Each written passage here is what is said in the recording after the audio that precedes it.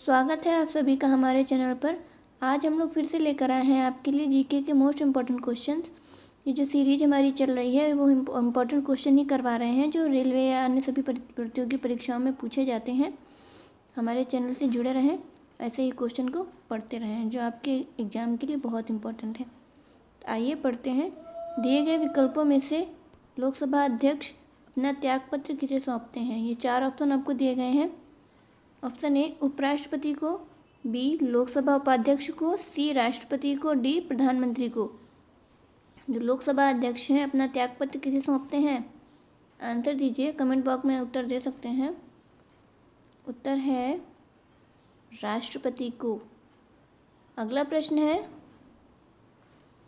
दल बदल के आधार पर निर्वाचित सदस्यों की आरोग्यता संबंधी विवरण किस अनुसूची में है? दल बदल के आधार पर ऑप्शन है आपके पास। ऑप्शन ए दूसरी, बी तीसरी, सी नवीं या डी 10वीं। कौन सी अनुसूची में है आरोग्यता संबंधी विवरण? ऑप्शन डी सही है, 10वीं अनुसूची में है। आप स्क्रीनशॉट भी ले सकते हैं। आगे देखते हैं, किस अनुसूची में 22 भाषाओं को मान्यता दी गई है? आपके ऑप्शन है 7वीं, 6ठी, 8वीं या पहली। 22 भाषाओं को मान्यता कौन सी अनुसूची में दी गई है? ऑप्शन सी सही है, 8वीं अनुसूची। अगला प्रश्न देखते हैं, वृत्तीय आपात की घोषणा किस आर्टिकल के अंतर्गत होती है? वृत्तीय आपात की जो घोषणा है वो कौन से आर्टिकल के अंदर होती है? 4 ऑप्शन दिए गए हैं आपको। आर्टिकल 352, आर्टिकल 356, आर्टिकल 360 या आर्टिकल 370। आपात की घोषणा किस आर्टिकल में होती है? उत्तर दीजिए। आप अपना उत्तर कमेंट बॉक्स में दे सकते हैं। इसका उत्तर है आर्टिकल 360। अगला प्रश्न है, भारत का प्रधानमंत्री बनने के लिए न्यूनतम उम्र कितनी होनी चाहिए? आपके ऑप्शन हैं 25 वर्ष, 30 वर्ष, 35 वर्ष या 21 वर्ष। भारत का प्रधानमंत्री बनने के लिए न्यूनतम आयु कितनी होनी चाहिए? उत्तर दीजिए। न्यूनतम आयु होनी चाहिए 25 वर्ष। 25 वर्ष से कम नहीं होनी चाहिए। अगला है, किस आर्टिकल के अंतर्गत उपराष्ट्रपति पद की व्यवस्था की गई है? 4 ऑप्शन है आपके पास। उपराष्ट्रपति पद की व्यवस्था किस आर्टिकल के अंतर्गत की गई है? Article 61, article 63, article 65, article 67। कौन सा ऑप्शन सही है? ऑप्शन बी, आर्टिकल 63 में उपराष्ट्रपति पद की व्यवस्था की गई है। अगला प्रश्न देखते हैं, संविधान लागू होने के समय समवर्ती सूची में कितने विषय थे? संविधान लागू होने के समय कितने विषय थे? 4 ऑप्शन आपके पास हैं। 49 विषय, 47 विषय, 51 विषय या 54 विषय। उत्तर दीजिए।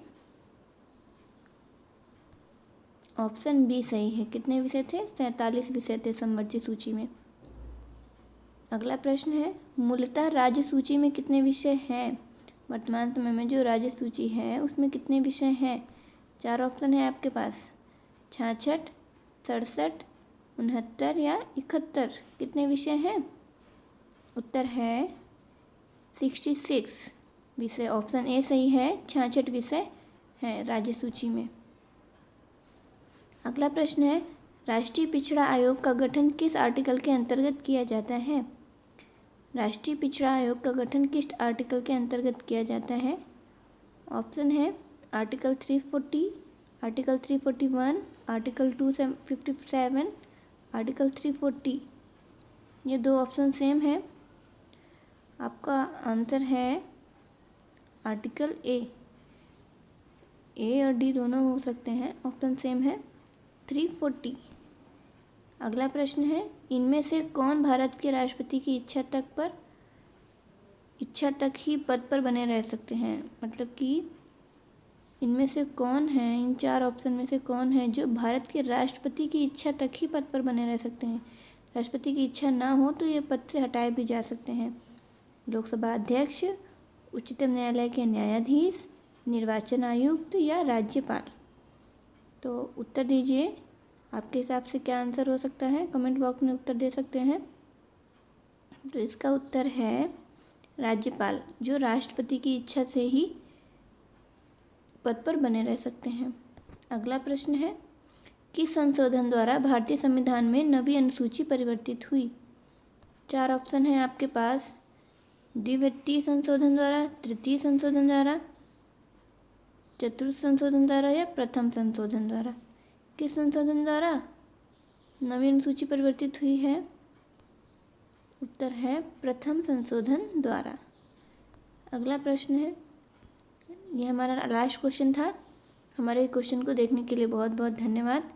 ऐसे ही मोस्ट इम्पॉर्टेंट क्वेश्चन पढ़ने के लिए हमारे चैनल को लाइक करें, शेयर करें एवं सब्सक्राइब करें, और हमारे चैनल से जुड़े रहने के लिए बहुत बहुत धन्यवाद।